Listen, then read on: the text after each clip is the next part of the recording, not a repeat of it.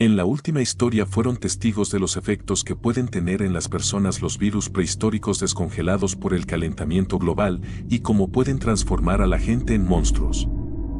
Pues existe otro elemento nocivo en la naturaleza que puede causar efectos iguales o incluso peores no solo en las personas sino en absolutamente todo lo que nos rodea.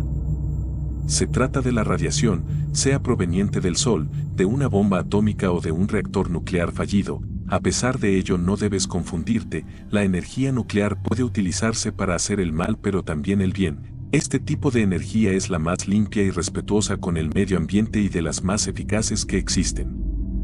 Sin embargo, no se deben subestimar sus efectos a pesar de toda la seguridad presente en los reactores nucleares actuales. Lo que estás a punto de escuchar ocurrió en Chernóbil, seguro que has escuchado la historia muchas veces. Y seguro que sabes el estado en el que quedó toda la zona después de la liberación de material radiactivo tras la explosión en el núcleo del reactor causada por la falta de refrigeración prolongada tras una prueba de seguridad. Partículas radiactivas del núcleo fueron liberadas por el incendio subsecuente impregnando múltiples estructuras, ríos, árboles, animales y personas por toda la zona, causando en estos últimos lesiones graves para los que se encontraban más cerca del accidente como bomberos o personal de la central. Y mutaciones a largo plazo para el resto de personas y animales que estuvieron expuestas del cáncer causado por la radiación. Puede que sepas bastante o incluso conozcas a alguien que lo ha padecido, pero sin embargo lo peor es la muerte inmediata por exposición excesiva a una fuente potente de radiación, una de las más dolorosas posibles.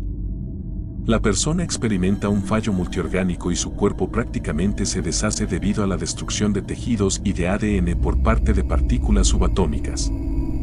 La parte que probablemente no conozcas es la que ocultó el gobierno de la Unión Soviética a la población y al mundo en general, algo que haría que el terror hacia Chernóbil y lo que lo habita en la actualidad se multiplicara por 10. Cuando ocurrió el accidente, el ejército envió a escuadrones de soldados a evacuar a las familias de la ciudad y de los pueblos colindantes, pero algo extraño sucedió. Muchas de las casas que inspeccionaron estaban vacías, pero no porque las hubieran abandonado, ni siquiera habían sido avisados del desastre. Sus pertenencias e incluso sus mascotas seguían en las casas. Se intuyó que simplemente muchos habrían dejado sus hogares por cuestiones laborales y se esperó unos días a su llegada. No llegó nadie.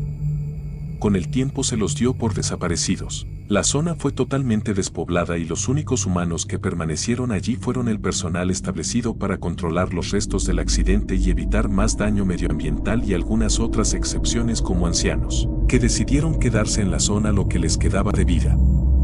Cuando la situación fue estabilizada, la zona se abandonó durante años, transformándose en un refugio de vida salvaje debido a la ausencia de actividad humana, recuperando la biodiversidad perdida años atrás. Se convirtió en la zona fantasma más grande del mundo, en la que no habita ni un alma.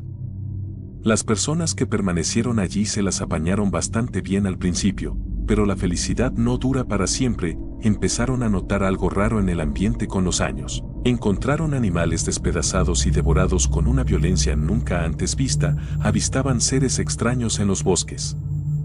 Algunos animales de su ganado desaparecieron o fueron hallados sin vida y con signos de una violencia sin precedentes. Aquellos encuentros aumentaban progresivamente, a pesar de los repetidos indicios de que algo peligroso rondaba la zona. Nunca consiguieron saber de qué se trataba, pero aquellos hechos eran demasiado inusuales para que se tratase de un animal común. Ni siquiera los osos eran capaces de ese nivel de sigilo y destrucción simultáneos.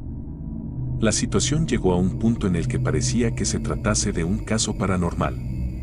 Los lugareños decían avistar personas que no conocían en la maleza. Aquello se hizo cada vez más insostenible, y los pocos habitantes no recibían ninguna ayuda gracias a la censura del gobierno. Pero todo se descontroló cuando empezaron los ataques a personas. Ocurrió por la noche, una pareja de ancianos fue asesinada y devorada en horas nocturnas. Fueron encontrados a la mañana siguiente por otro habitante de la zona que había pasado a recoger al anciano amigo suyo. Lo que encontró fue terrible. Ambos habían sido cruelmente despedazados. No había una superficie de la vivienda que no estuviera cubierta de rojo, como una macabra obra de arte.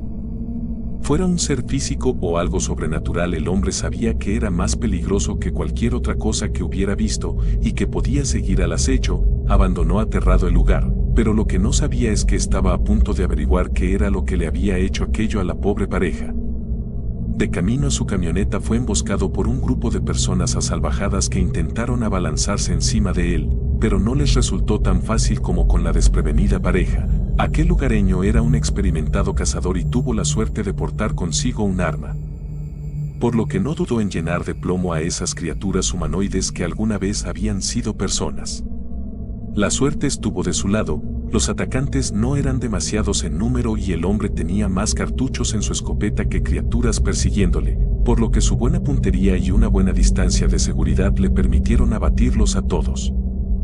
Hasta ese momento no se había fijado en detalle de las características físicas de aquellas aberraciones. Cuando se acercó a los cuerpos apreció que la piel era de un color grisáceo y rebosaba de heridas abiertas y daños notables, como si estuviera derretida. Las heridas no habían sanado pero tampoco sangraban ni se apreciaba tejido vivo en ellas. Como si estuvieran muertos en vida, los ojos estaban descompuestos, las pupilas y el iris no existían y eran completamente negros, pero lo más aterrador no fue eso. Lo más aterrador fue ver cómo se levantaron tras haber recibido un disparo directo en el torso y empezaron a perseguirle sin inmutarse. Mientras escapaba lo único que oía eran sus pisadas, no respiraban ni emitían ningún tipo de sonido, era como ser perseguido por cadáveres, pero fue este hombre el que reportó esto a las autoridades rusas. Si no hubiera llegado a tiempo a su camioneta no conoceríamos esta historia, y posiblemente toda la población de la zona habría muerto. Los rusos, temerosos de que la radiación hubiera provocado mutaciones terribles y de naturaleza violenta en la población local, enviaron equipos de respuesta y riesgo biológico a la zona.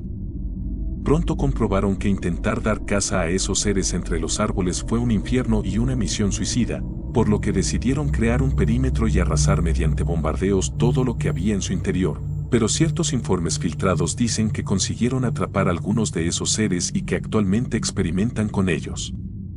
La preocupación de muchos gobiernos gira en torno a la posibilidad de que la ambición de los rusos les lleve a utilizar este nuevo descubrimiento con fines bélicos y que este terror ahora esté presente en el campo de batalla, en las ciudades. Puede que hasta un punto en el que se salga de control y lleve a un nuevo genocidio en la historia humana como nunca antes se ha visto.